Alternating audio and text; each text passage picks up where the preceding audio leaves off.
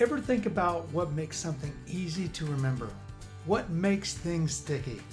I'm Bruce and we are Grokin. When I was first working with the book Designing Elixir Systems with OTP, there was an author I really wanted to work with, and his name is James Gray. James is one of the best programmers I have ever met, and he's one of my favorite people too. But he was working on a book about OTP, and he asked me for help. Actually, that's not quite true. I butted in and offered to help as long as he'd share this wonderful book with me. And he wound up doing so. And one of the things that we did was we divided the responsibilities. His job was to pull together the content and the ideas that made up the book Designing Elixir Systems with OTP.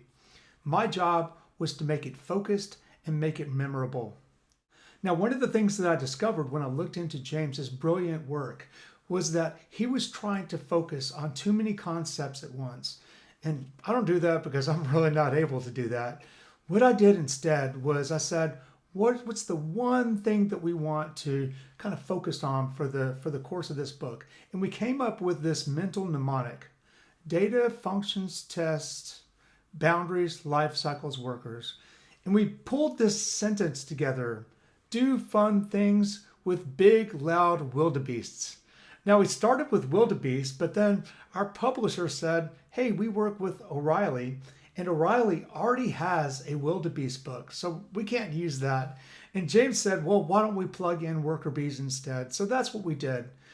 And what I learned was that it takes three different things to be sticky.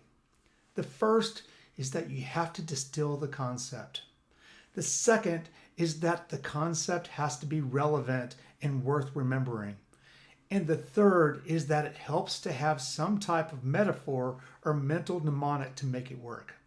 And with this sentence, do fun things with big, loud worker bees, we drilled over and over a single design overarching philosophy. It was do fun things, data, functions, tests. That became our functional core. And then wrapped around that, it was big, loud worker bees, boundaries, life cycles, workers. And so with those ideas, we had a boundary layer around the outside of the functional core. And when we gave this book to our beta listeners, we knew we had something because they could remember it. And this became the foundation for all of Groxio's courses. This do fun things with big, loud worker bees gives me a great way to anchor and tether to the concepts that I'm trying to teach. So if you want something to be sticky, make sure it's important and distilled, that it's tethered to something that the user really needs to know, and you have a way for your user to memorize it. Whether that's a mental mnemonic or a metaphor, it doesn't really matter. And all kinds of important concepts like dry, don't repeat yourself, kind of follow this same practice.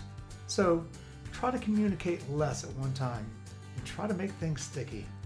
This is Bruce, and together we are Grokin.